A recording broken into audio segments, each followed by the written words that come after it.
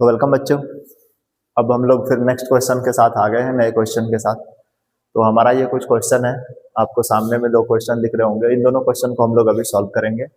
तो सबसे पहले आपको गिवन क्या है क्वेश्चन में कहा जा रहा है कि area of trapezium is 182 centimeter square, height दिया हुआ है 14 centimetre, one of the parallel sides is longer than the others by 16 centimeter. Find the two parallel sides. It means आपको इसमें गिवन क्या क्या है, एरिया दिया हुआ है ट्रेपेजियम का, उस ट्रेपेजियम का आपको एक हाइट दे दिया गया है और उसमें से बताया जा रहा है कि पहला साइड जो है ना, मतलब one of the parallel sides is longer than the other, मतलब जो दूसरा साइड है ना, जितना है ना उससे क्या है, ये बड़ा है। कितना? 16 सेंटीमीटर। क्या है? 16 सेंटीमीटर बड़ा है। अगर सपोज एक साइड x है तो दूसरा क्या है, 16 प्लस एक्स या x प्लस 16 कह सकते हो। इट मीन्स दूसरे साइड हमारे उससे 16 टाइम्स बड़े हैं। इट मीन्स 16 ज्यादा है। अगर पहला 5 है तो दूसरा 16 प्लस 5 है। ठीक है, तो find the two parallel side. हमें दोनों साइड फाइंड करके बताना है। दोनों साइड क्या करने हैं, हमें फाइंड करके बताना है। अभी कोई साइड भी हमें फाइंड आउट नहीं है। तो चलो सबसे पहले हम लोग डायमेंशन देखते हैं कि इसको डायमेंशन को ड्रॉ कैसे करेंगे। तो सपोज आपको ट्रेपेजियम आना चाहिए, और ट्रेपेजियम जब हम लोग ड्रॉ करने जाते हैं तो ट्रेपेजियम का क्या होता है कि टू पैरेलल साइड्स होते हैं। ये हमारा ट्रेपेजियम है। ठीक है, इस ट्रेपेजियम में चलो हमने ट्रेपेजियम ड्रॉ किया। इसमें कहा जा रहा है कि ये पैरेलल साइड जो है ना,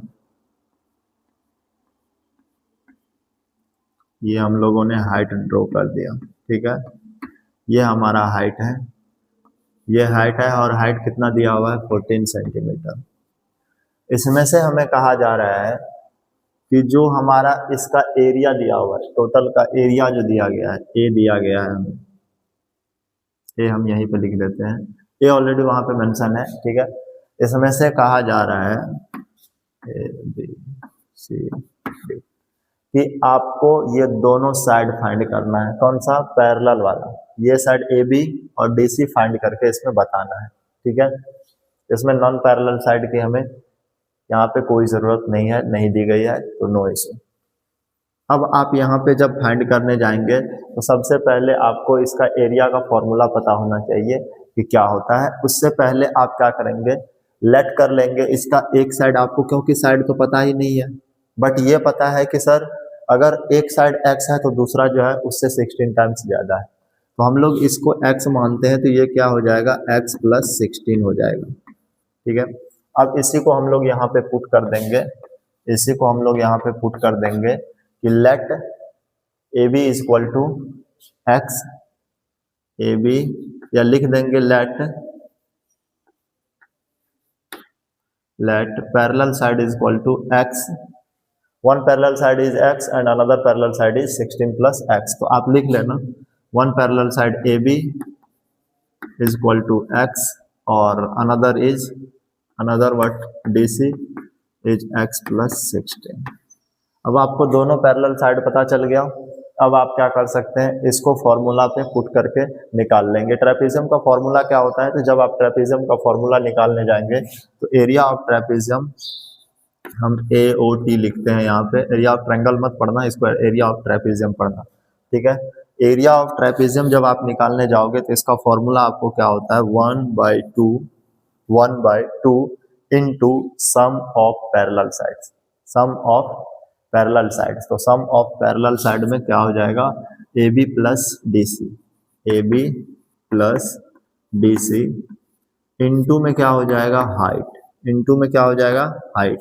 आप 1/2 रखेंगे as it is AB plus DC, AB plus DC, AB क्या है, x, प्लस में DC क्या है, तो x प्लस 16, h क्या है, तो आप कहेंगे 14, जो है भाई वैल्यू भी रखते जाओ, 16 तो 16 रख लो। सर आप एरिया ऑफ ट्रेपेजियम आपको गिवन है कितना, तो 182 centimeter square, as it is लिखते जाओ। अब जब आप इसको सॉल्व करेंगे तो आप क्या पाएंगे कि ये 182 centimeter square as it is रहने दो, इसको यहाँ पे 1/2 रखो। पहले इसको सॉल्व कर लेते हैं। ब्रैकेट को सॉल्व करेंगे। तो यहाँ पे जब आप ब्रैकेट को सॉल्व करते हैं तो ये क्या हो जाएगा, 2x प्लस एक्स कितना हो गया, 2x प्लस में क्या हो गया 16 इंटू में क्या हो जाएगा 14 सेंटीमीटर लगा दिया। अब आप देखना यहाँ पे 182 सेंटीमीटर स्क्वायर है तो इसको 182 सेंटीमीटर स्क्वायर लिखो। यहाँ पे 14 सेंटीमीटर मल्टीप्लाई में है, आप एज इट इज उसको यहाँ पे किस में ले आओगे, डिवाइड में। मल्टीप्लाई से किस में आ जाएगा, डिवाइड में, सेंटीमीटर हो गया।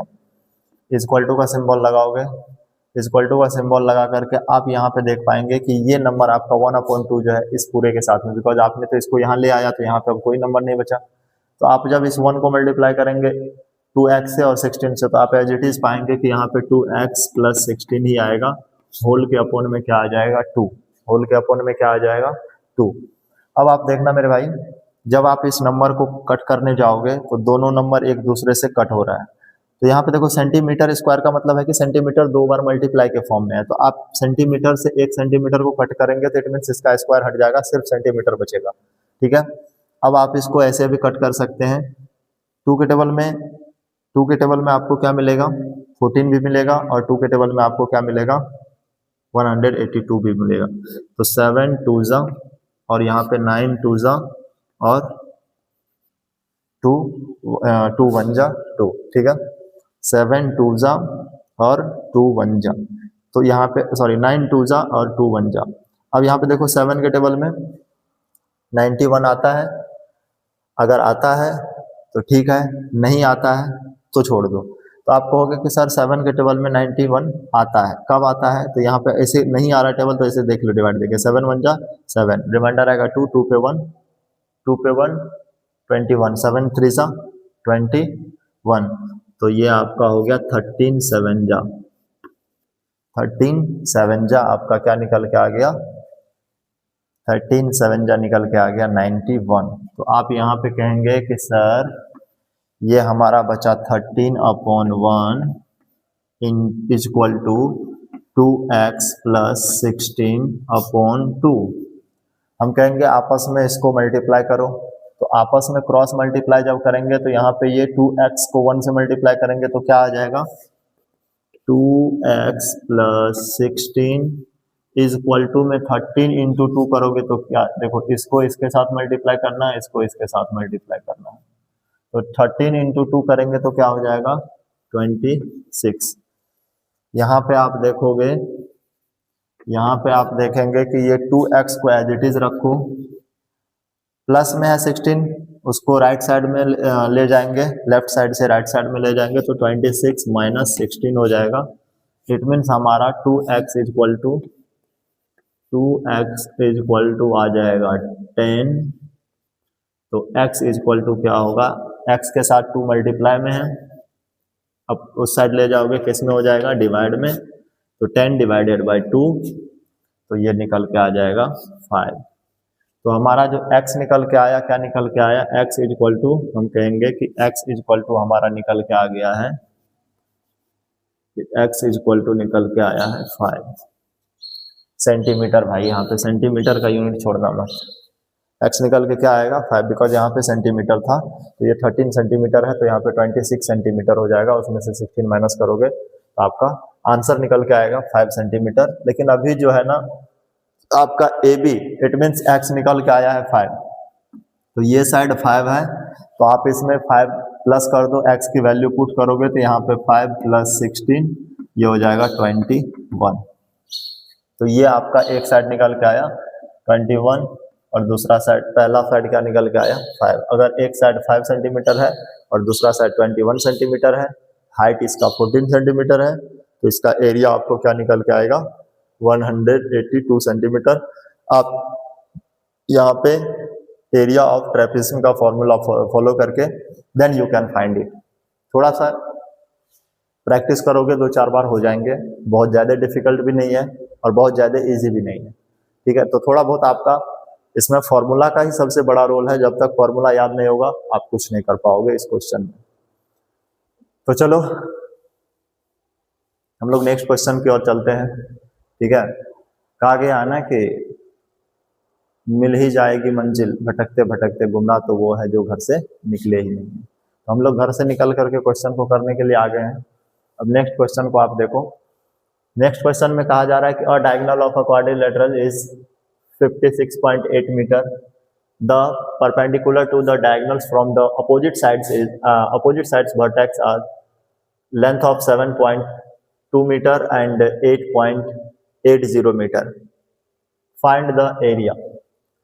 अब आपको इसमें कहा जा रहा है कि जो एक क्वाड्रिलेटरल्स है, क्वाड्रिलेटरल का मतलब क्वाड्रिलेटरल समझ लेना कि जिसमें 4 साइड होते हैं, ठीक है। क्वाड्रिलेटरल का मतलब हम लोग चतुर्भुज समझते हैं। अब इसमें आपको दिया गया है कि क्वाड्रिलेटरल का जो डायगोनल है ना, एक तो डायगोनल वो 56.8 मीटर का है। कितना? 56.8 मीटर का।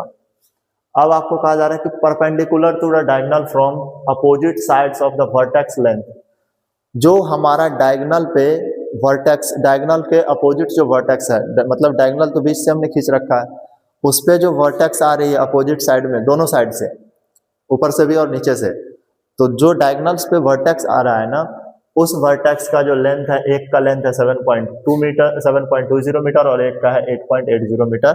अब आपसे कहा जा रहा है कि find the area of the quadrilaterals. पहले डायग्राम बनाएंगे फिर क्वेश्चन को समझेंगे। तो सॉल्यूशन करने के लिए आप आए हैं, सॉल्यूशन करेंगे और इसका रिजल्ट पाएंगे। आपसे कहा जा रहा है कि एक क्वाड्रिलेटरल है, तो मेरे भाई चलो सबसे पहले हम लोग क्वाड्रिलेटरल्स को ड्रॉ करते हैं। हम लोग एक क्वाड्रिलेटरल्स को ड्रॉ करते हैं, ठीक है।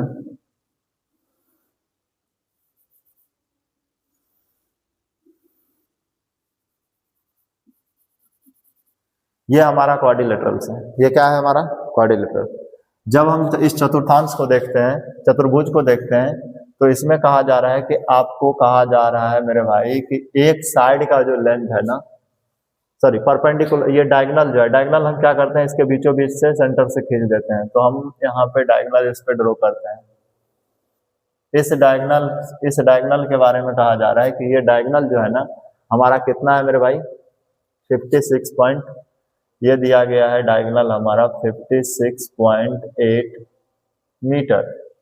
अब कहा जा रहा है कि इसमें जो अपोजिट वर्टेक्स है, यहाँ पे जो ये कॉर्नर है और यहाँ पे जो ये कॉर्नर है, इसके जो दोनों अपोजिट वर्टेक्स है ना, उससे जो परपेंडिकुलर खींची गई है। अब देखो यहाँ से जो परपेंडिकुलर जा रहा है इस डायगोनल्स पे, और यहाँ से जो ये परपेंडिकुलर आ रहा है इस डायगोनल्स पे,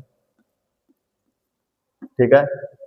तो यहाँ से जो ये परपेंडिकुलर इस डायगोनल पे आया और इस यहाँ से जो परपेंडिकुलर इस डायगोनल पे गया है, इन्हीं दोनों डायगोनल्स का लेंथ दिया गया आपको। इस डायगोनल्स का लेंथ दिया गया है 7.2 मीटर और इसका दिया गया है 8.80 मीटर, ठीक है। अब आपसे पूछा जा रहा है कि इस क्वाड्रिलेटरल का एरिया क्या होगा। इस क्वाड्रिलेटरल का एरिया क्या होगा? तो आप यहाँ पे देख पा रहे हैं कि जो परपेंडिकुलर है, एक परपेंडिकुलर ए और ई है, दूसरा परपेंडिकुलर को हमने नाम दिया है सी और एफ, ठीक है, सी और एफ। डायगोनल क्या है? डी और बी, डी और बी। डायगोनल का नाम क्या है मेरे भाई? डी और बी। तो अब आपको पूछा जाएगा कि क्वाड्रिलेटरल का फॉर्मूला क्या होता है। आप तो यूं बैठ जाएंगे, अरे बैठना नहीं है, याद कर लेना घर पे अच्छे से। डायगोनल्स, जब भी आपको क्वाड्रिलेटरल का एरिया निकालने के लिए पूछा जाए तो याद रखना क्वाड्रिलेटरल्स का एरिया निकालने का फॉर्मूला होता है, यहीं पे देखो फॉर्मूला कैसे दिया गया। आपको दिया गया है 1/2, हाफ कर दिया इसका हमने डायगोनल खींच करके, क्या कर दिया इसका? हाफ कर दिया, ठीक है। अब जब हाफ कर दिए हैं तो इसमें क्या क्या दिया गया है?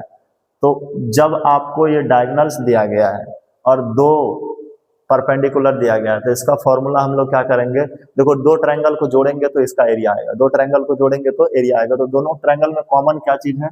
डी और बी, डी और बी। इसीलिए हमने इसका हाइट जो है परपेंडिकुलर, राइट एंगल ट्रायंगल आप जानते हैं कि 1/2 into base into height, 1/2 into base into height. तो वहां से इसका फॉर्मूला निकल के आता है 1/2 इंटू में आप करेंगे ए और ई। ए और ई क्या है? Sum of the diagonals, sum of the perpendicular, sum of the opposite perpendicular जो है, sum of the opposite perpendicular क्या है? ये 1 ए और ई और सी और एफ, यहाँ पे एफ लिखा हुआ है। और इनटू में आप कर देंगे क्या? Diagonals of the quadrilateral, diagonals of the quadrilateral, diagonal of the quadrilateral. और ये ए और ई को आप ये भी कह सकते हैं कि यहाँ से ये डिस्टेंस जो आपको दिख रहा है, ये डिस्टेंस भी आप इसको कह सकते हैं। यहाँ पे भी आपका जो ये दिख रहा है ना, ये चलो हम इसको नाम दे देते हैं ई। ये ए और ई जो है ना, दोनों पैरेलल लाइन के बीच का डिफरेंस है। इसको डिफरेंस भी कहीं कहीं लिख दिया जाता है हाइट के जगह पे। तो आप यहाँ पे अब जब इसका फॉर्मूला लिखने जाएंगे तो हम लिख देते हैं area of A O Q लिख देते हैं, ठीक है। अब आप लोग इसका एयर की क्वालिटी चेक मत करने लग जाना। हमने लिखा है कि area of quadrilaterals, area of quadrilateral. तो मेरे भाई इसका एरिया ऑफ क्वाड्रिलेटरल्स का फॉर्मूला होता है 1/2 इनटू में क्या लगाओगे, इनटू में डालोगे आप सम ऑफ अपोजिट वर्टेक्स या sum of opposite perpendicular, so it will be your AE plus what, AE plus CF into में you will multiply the diagonals. So what will be your diagonal? So diagonal is D and B. DB is your diagonal. So now you will find the area. Now put the value 1/2 into A is what?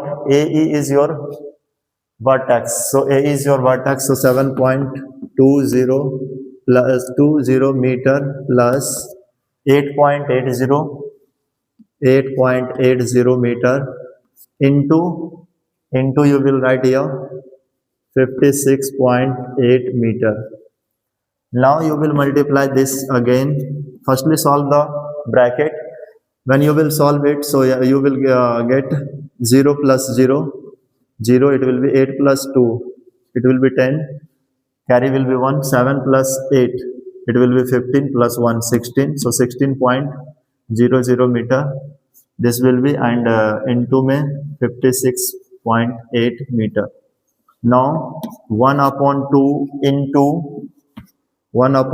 into 16 meter, because after decimal 0 doesn't mean this 0, and into 56.8 meter. Now you can cut this number by 2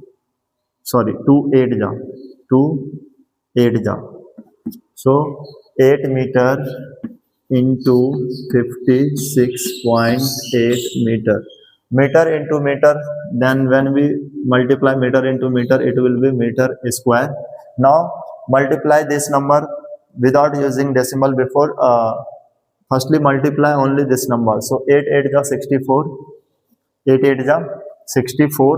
Now your carry will be 6. 8 into 6, so 8 6 is 48, and you will add 6, so you will get 54. Now your carry will be 5. 8 5 is 45, sorry 8 5 is 40, 8 5 is 40, and you will add 5, so you will get 45.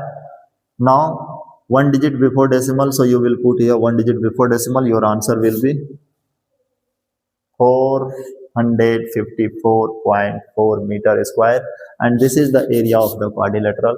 This will be your answer. Now hope आप इस दोनों question को समझ पाए होंगे मेरे भाई। बहुत अच्छे से घर पे प्रैक्टिस करना है इस क्वेश्चन का, दोनों फॉर्मूला को। मेंसुरेशन में जितने भी फॉर्मूला है, विदाउट फॉर्मूला आप एक भी क्वेश्चन नहीं कर पाओगे।